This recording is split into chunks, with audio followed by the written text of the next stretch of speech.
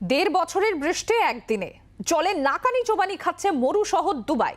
আর জলের স্রোত এমনই, বিমান ভেসে যাওয়ারও ছবি ধরা পড়েছে দুবাই এয়ারপোর্টে। ওমানে আবার হড়পাবান, আর তার জেরে কমপক্ষে 18 জনের মৃত্যু হয়েছে। প্রবল বৃষ্টি বাহরাইনেও। বৃষ্টি বন্যায় লন্ডভন্ড উপসাগরীয় অঞ্চলের একাংশ। সংযুক্ত আরব আমির শাহির দুবাই সহ একাধিক শহরে বন্যা, ঝড়। অনেকে বলছেন দেড় বছরে যা বৃষ্টি হয় সেরকম বৃষ্টি একদিনে হয়েছে।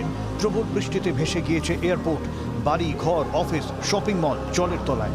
দুবাই মল এবং মল অব দ্য এমিরেটস জল ঢুকে গিয়েছে, সেখানেও জল ঢুকে গিয়েছে মেট্রো স্টেশনের ভিতরেও। খেলনা গাড়ির মতো ভাসছে বিলাসবহুল প্রচুর গাড়ি। এয়ারপোর্টে ভেসে যাচ্ছে প্লেন। আমির শাহির আল এইন এবং সৌদির আল হিলালের মধ্যে Asian champions league football semifinal ম্যাচেও আবহাওয়ার প্রভাব পড়েছে। ঝড় বৃষ্টির জেরে ম্যাচ 24 ঘন্টার জন্য স্থগিত রাখা হয়। অনেকে বলছেন যে হারে বিদ্যুৎ চমকেছে এরকম আর কখনো হয়নি। ঘর থেকে না বেরোনোর সতর্কতা জারি করেছে প্রশাসন। সোমবার থেকে বৃষ্টির তাণ্ডব চলছে ওমানে। উত্তর আল শারকিয়া প্রদেশে লন্ডভন্ড পরিস্থিতি।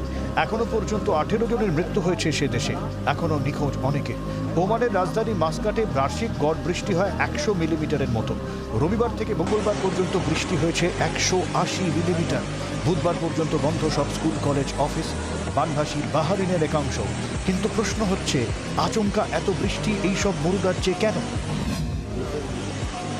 মরু শহরকে বাঁচাতে কৃত্রিম উপায়ে সারা বছর বৃষ্টি ঘটানো হয় দুবাই। জানা গিয়েছে আকাশে মেঘ জমতে থেকে সোম এবং মঙ্গলবার তড়িঘড়ি বিমান পাঠানো হয়, যাতে বায়ুমণ্ডলে রাসায়নিক এবং পটাশিয়াম ক্লোরাইড বসিয়ে ক্লাউড সিডিং করা যায়। গত দুদিনে এমন 7টি বিমান পাঠিয়ে ক্লাউড সিডিং করা হয়।